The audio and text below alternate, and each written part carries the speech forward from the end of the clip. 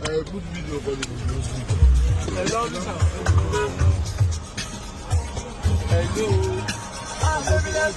How are you? This one, I want to cause traffic for this place again. Not be airport road be this, huh? When I come up for road. Okay, I can't take my When I come up for road.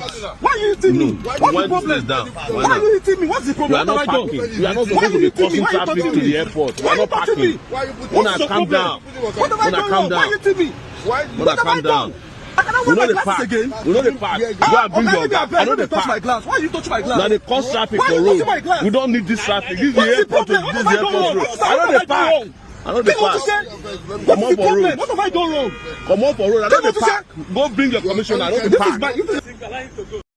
Okay, imagine this scenario. Sounds like something straight out of a near future movie, but it's real. It's happening now. You're using this like super advanced wearable tech, not for fun, not for convenience, but as a shield, a direct shield against corruption. And then, bam, you're facing legal charges. They take your passport. Someone literally snatches the device right off your face. Wild stuff. Today, we're doing a deep dive into this really extraordinary story from Nigeria. It's where personal tech, specifically AI glasses, collided, like head-on with systemic corruption, with the powers that be. It's a story about, well, incredible individual bravery, a really shocking official reaction, and honestly, a powerful call for digital resistance. And this goes way beyond just one country. Yeah, absolutely. Our mission today really is to unpack what happened here, get into the specifics. We need to look at the incident itself, the spark. Then the pretty severe backlash from officials, which was frankly unexpected. And what does this one person's experience tell us about the bigger picture, about technology, transparency, civil action against these really entrenched problems? For you listening, we want to connect those dots between using tech tactically, the legal and official heat that came down, and what it all means far beyond this single case. It's quite the story. So let's set the scene. It's January 2025. Think Murtala Muhammad International Airport Road in Lagos, Nigeria. Busy place, right? Often pretty chaotic. And in this environment, an individual decides to do something bold. They engage with a known Nigeria police extortion team, but their tool wasn't, a weapon or even just their phone held up, obviously. It was a pair of Ray-Ban Meta AI glasses. And this is key. It wasn't just casual filming. Our source really stresses this. It was a deliberate move, a strategic use of technology, specifically to fight back against what they saw as corruption by documenting it. Right there, in real time. It's using personal tech for immediate accountability. Turning, like you said, a lifestyle gadget into a tool, the subtlety of the glasses was probably part of the plan. That's a really important distinction. It's not just recording, it's deploying tech.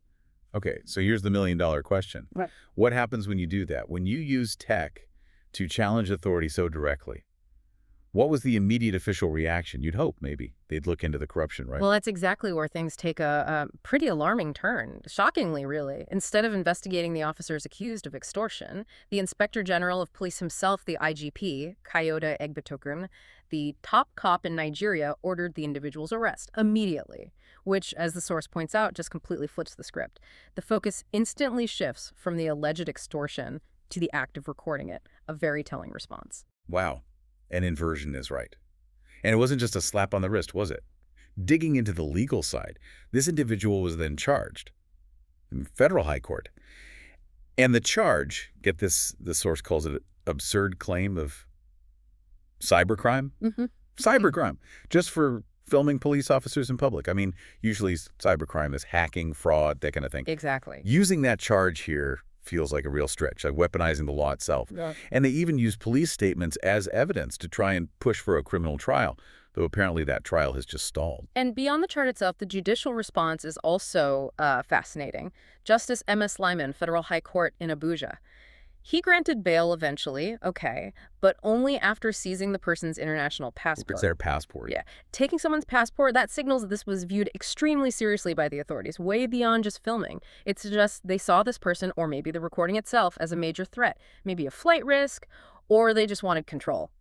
And then there's this detail, almost comical if it wasn't so serious, that really shows the culture clash, the tech clash. Yeah. During one of the few court sessions, the judge apparently flipped out. His words, reportedly. Why? Because the individual mentioned they were wearing medicated Ray-Ban Meta AI eyeglasses. The judge had apparently never even heard of them. Right. You can just picture it. Total bewilderment. Yeah, and that detail, it's small, but it speaks volumes, doesn't it? It shows this potential gap, a real lack of understanding, maybe even familiarity with new tech right inside the judicial system. And it makes you wonder, how do legal frameworks, these very traditional institutions, cope with tech that's moving so fast, especially when that tech can suddenly hold them accountable in new ways? It's a huge question. But the story doesn't stop in the courtroom. It gets physical. It escalates during a historic #police protest at the Nigeria Police Force headquarters itself. The force public relations officer, Muyiwa Adejobi, a high-ranking official, allegedly gets his cameraman, Victor Jimuri Aku, to forcibly snatch the glasses right off the individual's face. In public. During a protest. It's moved beyond legal threats now. And the source makes a point of saying the entire incident was captured on video, which is ironic, right? The act of trying to stop documentation was itself documented. Yeah.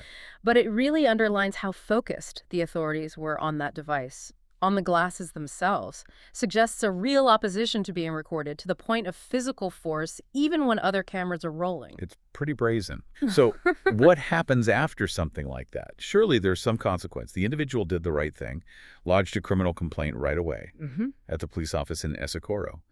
But according to our source, starkly put, to this day, nothing has been done, which just underscores the difficulty citizens face trying to get accountability, even with, video evidence of an assault. But here's another twist, a really crucial one. The source says those same stolen glasses, they were eventually returned, quietly returned is the phrase used, by a DCP Akin Fakarede from the IGP's monitoring unit. But the reason why they were returned is key. It was only after they realized they could not access the content stored on the device. So it wasn't just about confiscating them. Exactly. It suggests the motive for the theft might have been to get the footage. To suppress it, maybe delete it, definitely access it. Control the narrative. Precisely. And when they couldn't break into the device, couldn't get the data, only then did they quietly give them back. That changes everything about the incident. Okay, let's pull back then. What does this whole saga, all these twists and turns, really mean? For Nigeria, for the police force's credibility. The source asks us a really tough question here. How can a police force, described by the source as allegedly drowning in corruption and impunity, be trusted? Especially when they put out official statements condemning low-level officers for extortion, but the source claims these acts are actually sanctioned by their senior commanders. It cuts right to the heart of institutional integrity, doesn't it? Who's really responsible? Can you trust the official word? And connecting that to the bigger picture, this incident, the source argues, really exposes the power of technology. It shows why Nigerian rulers hate technological advancement of any kind. That's a direct quote. It suggested that these digital acts, like using AI glasses, aren't isolated. They're seen as part of a digital revolutionary effort. An effort aimed, ultimately, at overthrowing what the source calls Nigeria's corrupt, insensitive, and useless status quo.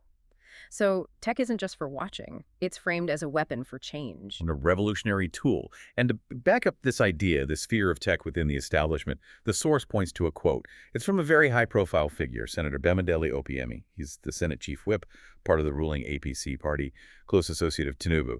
And he apparently admitted describing social media use as a national threat. Wow, social media. Yeah, a tool for communication, seen as a threat to the nation by someone at that level. It really shows the anxiety, doesn't it, when information flows freely. It absolutely does. And it begs the question, why? Why is tech seen as such a danger?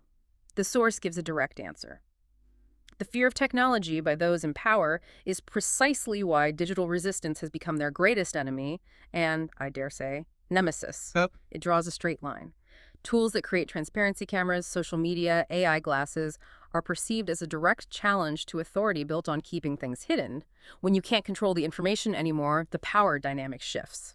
So that's the view from the top, seeing tech as a threat, but flipping it, looking from the citizen's angle. The source really praises the individual involved, salutes the courage of the young man in Lagos who stood up to those corrupt policemen, highlights how his resistance immortalized on video becomes proof that Nigerians will no longer fold their arms in silence. Yeah, it turns one person's act into a symbol of defiance. And building on that, the source issues this really strong call to action. It urges every citizen to protect themselves by arming up with body cams, AI glasses, dashboard cameras, and other digital tools. Why? To expose brutality, prevent cover-ups, and ultimately save lives. So technology as self-defense. Exactly. Not just observation, but active self-protection. Empowering people to create their own evidence, their own record of truth when facing potential injustice. And the source makes this bold declaration. The era of darkness and impunity is coming to an end, rooted in the power of this tech. Yeah, and the final statement from the source really sums up this whole vision. It's powerful. Technology is our witness, and the revolt must be AI-powered if we are to defeat the old order. #RevolutionNow. So it's not just recording. It's suggesting leveraging AI itself maybe for analysis, spreading information, making sense of it all as a core part of challenging the status quo. Wow. We've covered a lot today. It's a truly compelling story. Started with AI glasses against corruption, spiraled into this major official backlash, and became this real flashpoint, a symbol of how technology is challenging power, demanding transparency, certainly in Nigeria, but with implications everywhere. It's innovation meeting age-old struggles. Absolutely. And this specific case, with all its drama, it isn't just about Nigeria. It poses a really critical question for you listening right now. As this kind of personal tech gets more common, more powerful, how do we as societies, as governments, as individuals balance that right? The right to document, to expose wrongdoing. How do we balance that against entrenched institutional power? And what does it mean globally when the very tools of transparency like those AI glasses become targets themselves? Something to think about, definitely. How will you navigate this tension between the power of new tech and the power of old systems in our world that's just getting more and more digital? Food for thought.